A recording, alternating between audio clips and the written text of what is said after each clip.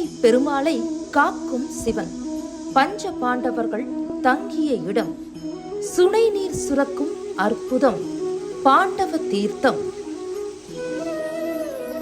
திருமலை ரகசியம் பகுதி 2. நான் உங்கள் ஆர்ஜே சௌமியா. திருப்பதி என்றாலே பெருமாள் என அனைவருக்கும் தெரியும். அந்த பெருமாளையே காத்து நிற்கும் சிவன் திருமலையில் வீற்றிருப்பது இங்கு எத்தனை பேருக்கு தெரியும்? பாண்டவ தீர்த்தத்தில் பெருமாளை காக்கும் சிவபெருமானை தரிசிப்போம். திருப்பதியிலிருந்து 1.5 கிலோமீட்டர் தொலைவில் அமைந்துள்ளது பாண்டவ தீர்த்தம். கோகர்ப்பம் டேமில் இருந்து வலதுபுறம் திரும்பி சற்று தூரம் நடந்து சென்றால் மலையடிவாரத்தில் இயற்கை நீரூற்றுடன் அமைந்திருக்கும் பாண்டவ தீர்த்தம். இப்போது நாம் பார்த்து கொண்டிருப்பது சிவலிங்க பாறை.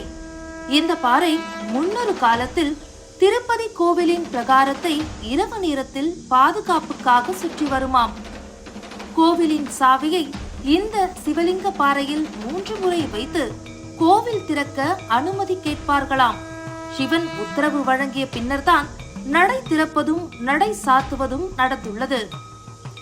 பின்னர் கோவிலில் இருந்த சிவன் பாறை பாண்டவ தீர்த்தத்தில் வைக்கப்பட்டுள்ளது.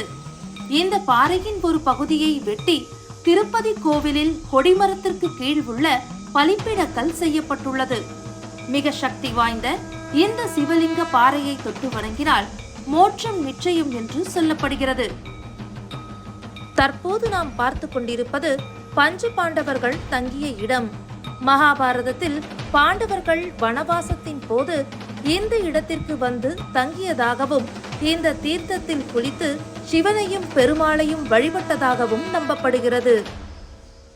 திருப்பதிக்கு சென்று பெருமாளை மட்டும் தரிசித்துவிட்டு வராமல் அவரை காக்கும் சிவனையும் பாண்டவ தீர்த்தம் சென்று தரிசித்து இறைவன் ஆசி பெறுங்கள்.